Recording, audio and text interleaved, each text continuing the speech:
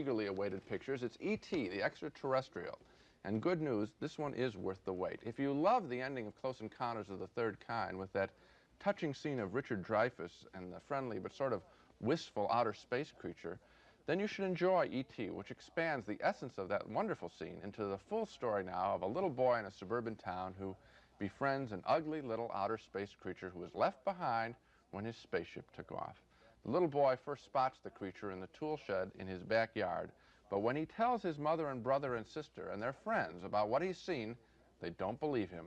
One tip, if you look very carefully at the end of this scene, you'll just be able to make out a couple of long fingers belonging to the creature. All right. Where's the pizza? Mom, there's some out there. It's in the tool shed. It threw the ball at me. Nobody go out there. Stop now. You guys stay right here. You stay here, Mom. We'll check it out. And put those knives back. Okay, Elliot. Get the flashlight. Hold it. Wait a minute. Ooh, creepy. What exactly did you see? That's scary. There's nothing in here. The gate's open. Look at these.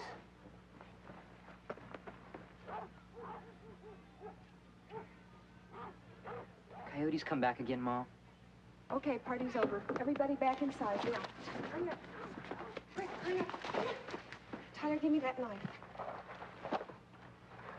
Oh, great. Nice one, Elliot. It was an accident. A pizza. Yeah. Who said you guys could order a pizza, huh? Him. But in the house. You geek, man. But Mom, it was really nice for her. Douchebag, Elliot. Don't douchebag talk in my hand.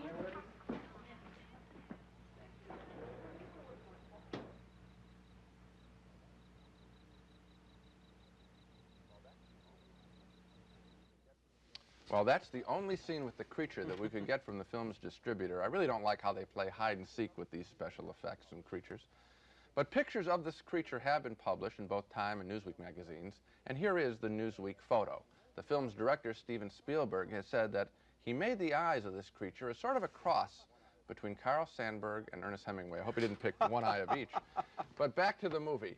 Once the little boy hides the creature in his bedroom and shares his secret with his brother and sister in a wonderful scene, the word begins to leak out that the kids may have the creature, which was spotted at the very beginning of the film by some local townspeople. So now the government begins spying on the kids' house, while the kids themselves are more concerned about the health of the little space creature that very much wants to go home.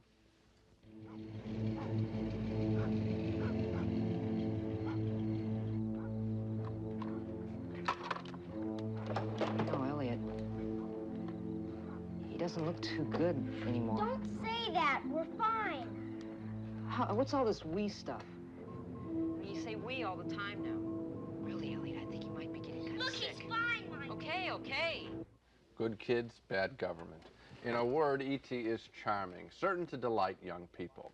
I think the secret of this film's success is that it supplies a quality that has been missing from most American movies of late, the emotion of love. A little boy's love for a creature is certainly not an original idea. It's not that much different from A Boy and His Dog, longtime movie staple. But this movie revives that idea, which has been trashed or ignored by most recent American movies. And so, as we cheer E.T. and get caught up in this wondrous relationship between the boy and the creature, what we're really cheering for is a return of love to the movies. Yeah, I believe that. E.T. the Extra-Terrestrial is very sweet and a timeless movie. This is the kind of movie that makes movie critics talk the way you were just talking. I talk the same way. It makes your heart beat a little faster. It brings a tear to your eye. When I saw this movie, I felt the way that I'm sure people felt when they saw Wizard of Oz for the first time. I felt as if I had been introduced to a magical movie, a movie that's going to last for years and years and years and be treasured by one generation after the next. It's a great film. Well, I just was entranced by it. I'm also there, sitting there as a critic and thinking, isn't it amazing that such a simple idea can work so well? And that's why I did my little analysis with what made this simple I mean, you have to admit this is not a complicated story. Not You got the exactly. bad government agents, and I thought sort of ham-handedly they shoot them with key, you know, have keys on their belt and all this stuff, and even that scene there. It's not a very complicated thing, but boy, the power of that emotion carries this And I'll whole tell movie. you, one of the reasons this movie works is because of special effects. Now, you accuse me of being intimidated by special effects, which I think is totally unfair, because in this film, what you have is a relationship between a person and special effects. It's magical.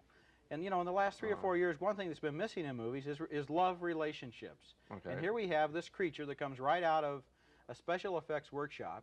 It's human, in a sense. It's certainly sentient. We like it. We love it. The kid likes it. There's a relationship. Yeah. It's very moving. So if I'm intimidated by these special effects, I plead guilty. No. What you are entranced with is the same thing I am, which is love. And the special effects, so what? It's love there. Okay, I'll say it. You're right. It's love. Finally, 2 big yes votes for E.T., the Extra-Terrestrial, Steven Spielberg's enchanting fantasy about a friendship between a little boy and a creature from outer space. This is one of the best films of recent years. A wonderful entertainment for all ages. We recommend it with a lot of enthusiasm.